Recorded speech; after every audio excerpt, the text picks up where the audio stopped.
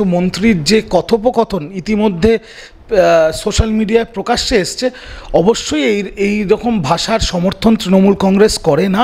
উনি করেছিলেন, উনি নিজে ক্ষমা চেয়েছিলেন, তারপরে দলনেত্রী তথা বাংলার মুখ্যমন্ত্রী ক্ষমা চেয়েছিলেন, তারপরে মুখ্যমন্ত্রীর নিমন্ত্রণে স্বয়ং রাষ্ট্রপতি ম্যাডাম বাংলায় এসছিলেন।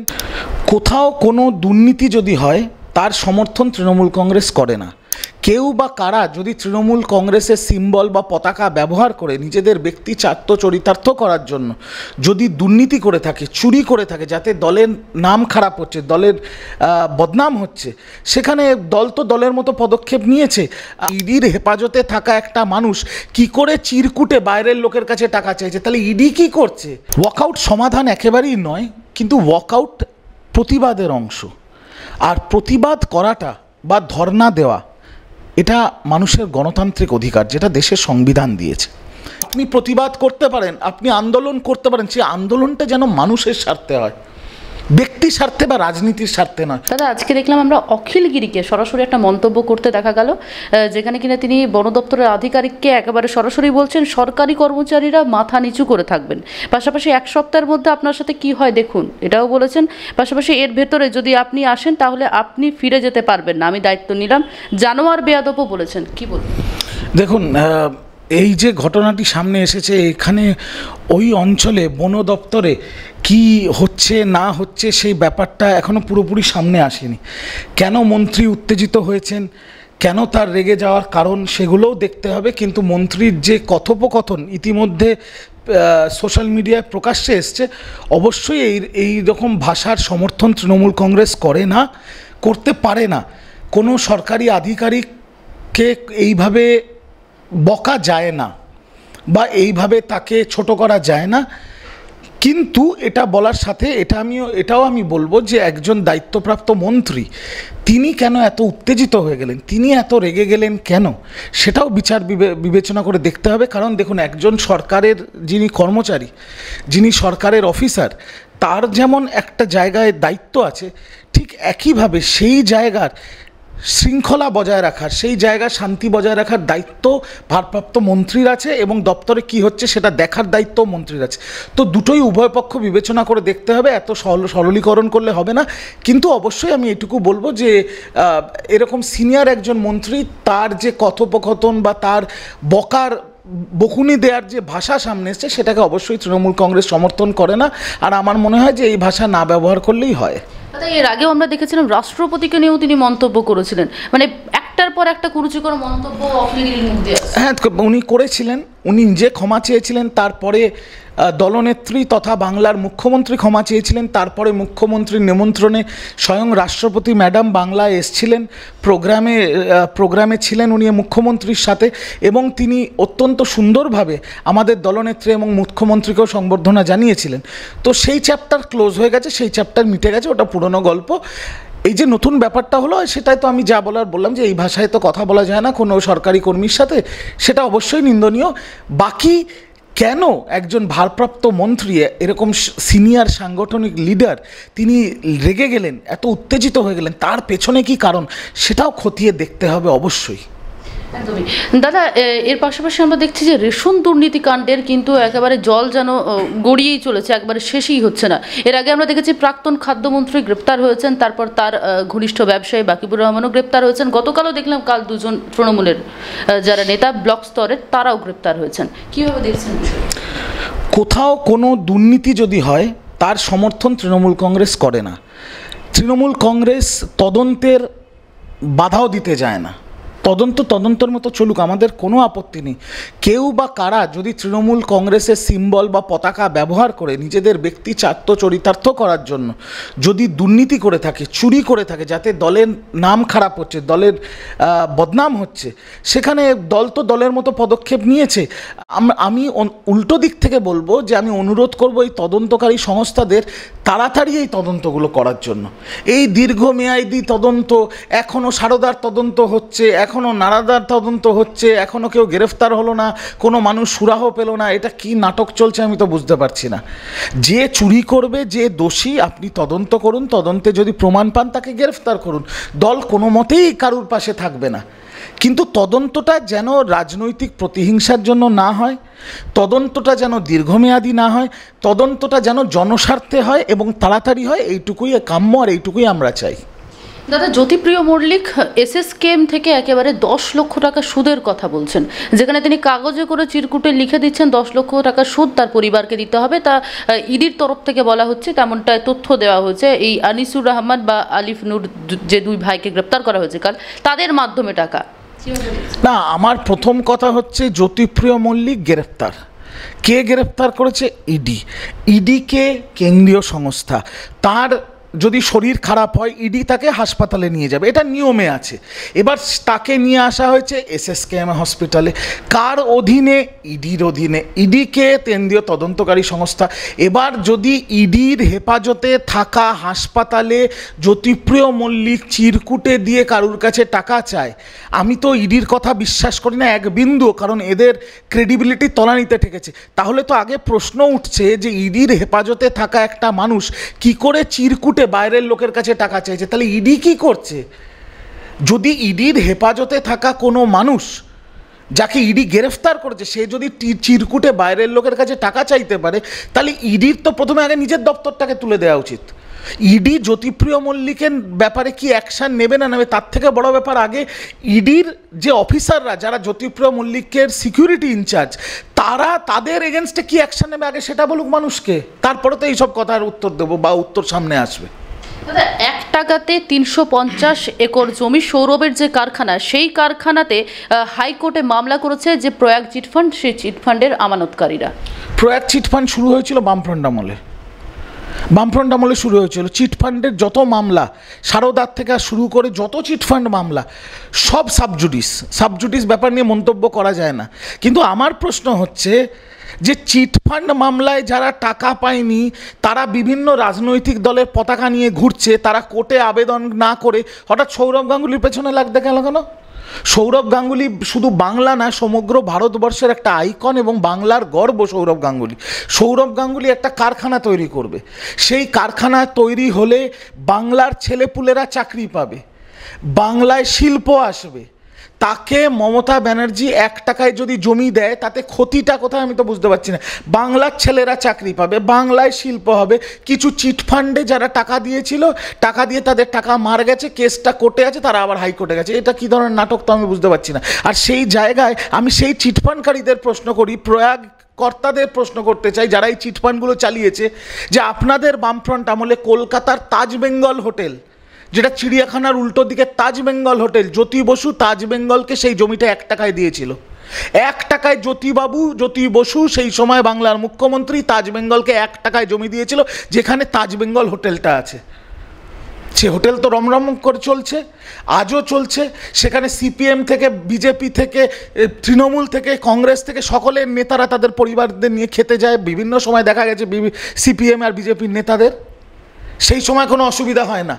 আজকে যদি মমতা বন্দ্যোপাধ্যায় সৌরভ গাঙ্গুলি সংস্থাকে 1 টাকায় 300 একর জমি দেয় একটা শিল্প করার জন্য, যেখানে বাংলার ছেলেপুলেরা চাকরি পাবে, সেখানে এদের গাত্রদাহ হচ্ছে। এর পেছনে রাজনৈতিক ষড়যন্ত্র আছে। আর যারা কেস করেছে তাদের যদি বাংলা হান্ত খতিয়ে দেখে, দেখবেন সিপিএম বা বিজেপির কর্মী বা সমর্থক সবকটা, বাংলা বিরোধী এরা। দাদা, আমরা দেখছি যে সংসদে বারে বারে দাবি তুলছে তৃণমূল কংগ্রেসের সাংসদরা। আমরা দেখেছি বারে বারে কেন্দ্রীয় বঞ্চনা নিয়ে কথা উঠেছে, যেখানে কিনা কেন্দ্রীয় বঞ্চনা নিয়ে গ্রামীণ মানুষের যে সকল সমস্যা, যেমন 100 দিনের কাজের টাকা থেকে আবাস যোজনার টাকা, সেগুলি নিয়ে সরব হয়েছে।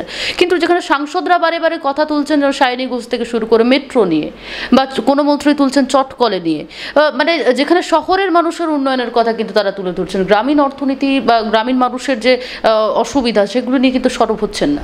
না, এটা একটু ভুল ব্যাখ্যা হয়ে যাচ্ছে। তার কারণ হচ্ছে, দেখুন, যারা লোকসভায় গেছে, যাদের নাম আপনি নিলেন, সুদীপ বন্দ্যোপাধ্যায় থেকে সায়নী ঘোষ, তারা একটা ক্ষেত্র, মানে একটা অঞ্চলের মানুষের ভোটে তারা আজকে লোকসভায় সাংসদ হয়ে গেছেন।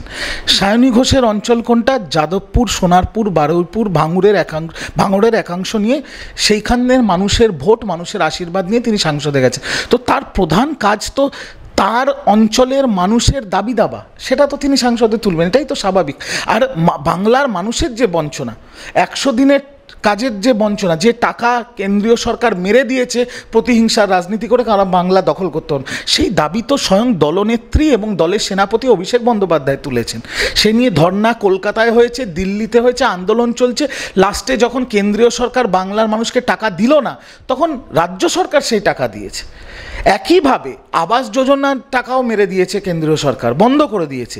সেই টাকাও ডিসেম্বর মাস থেকে সবার অ্যাকাউন্টে পৌঁছে যাবে।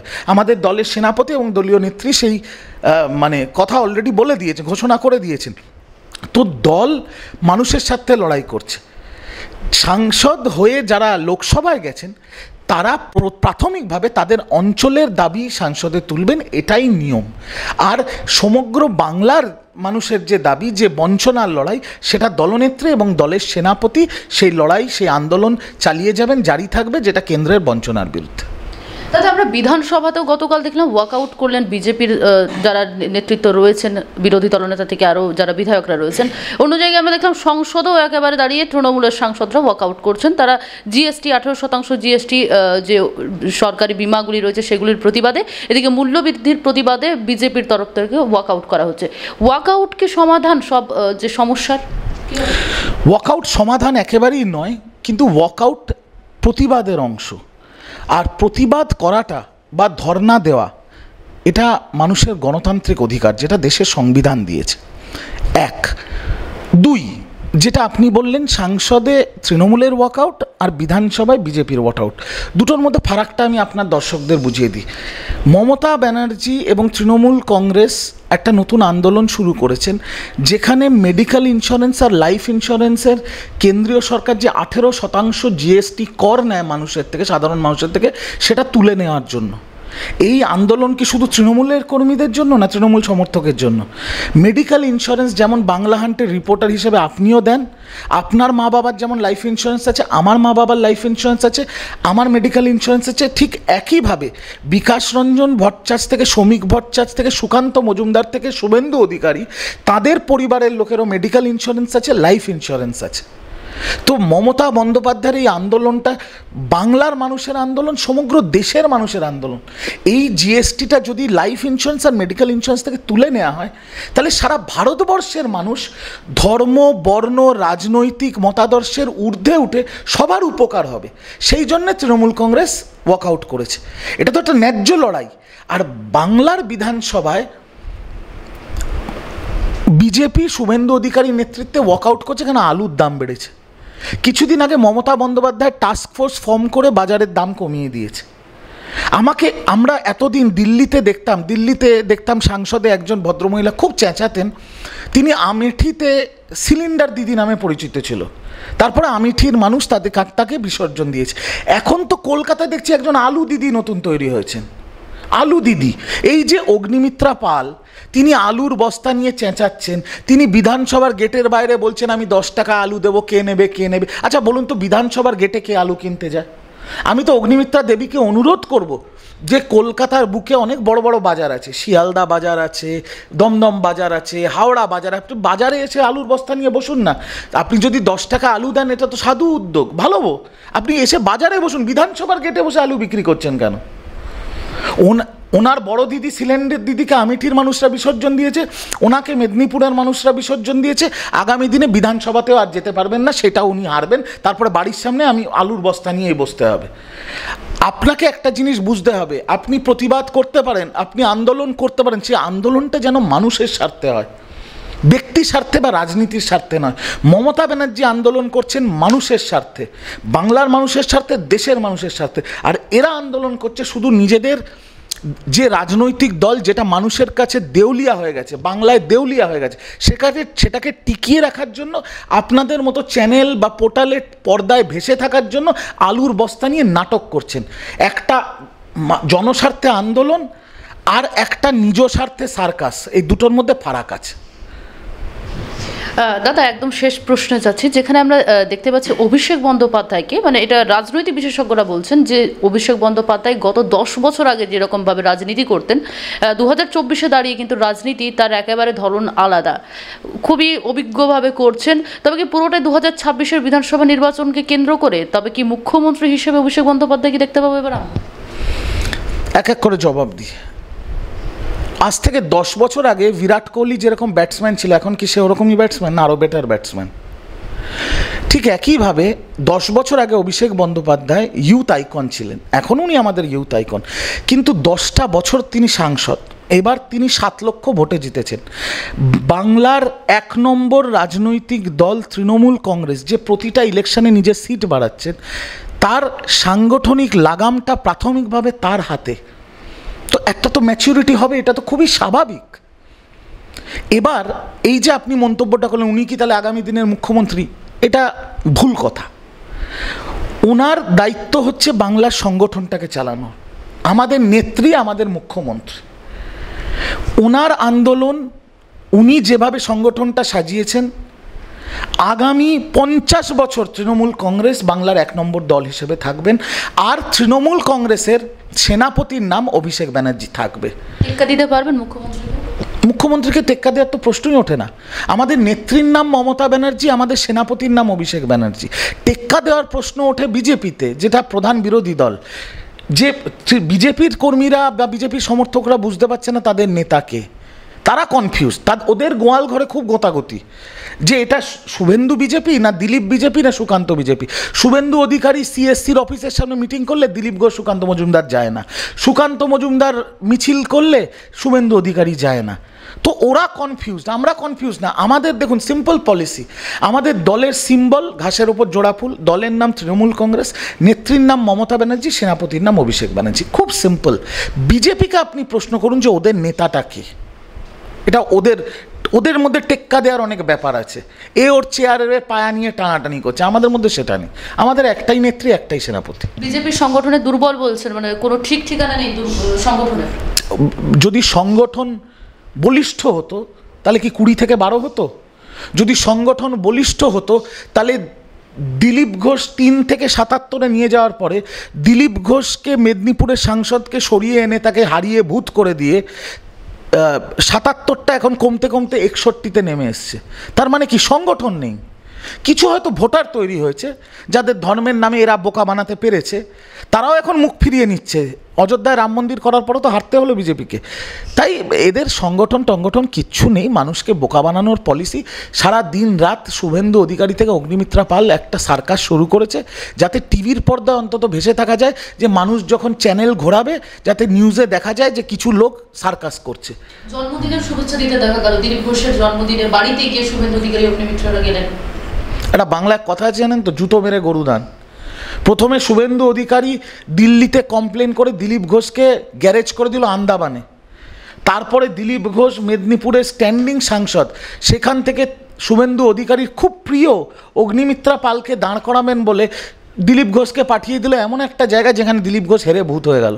ও বেচারার কী দোষ? ওকে তো জোর জবরদস্তি ওর মুখে মিষ্টি ঢুকিয়ে দিচ্ছে। সেই মিষ্টির কি আর মিষ্টির টেস্টটা উনি পাচ্ছেন? ওই মিষ্টিটা ওর মিষ্টি লাগছে না। দিলীপ ঘোষকে গিয়ে জিজ্ঞেস করুন, উনিও বুঝে গেছেন কী অবস্থা।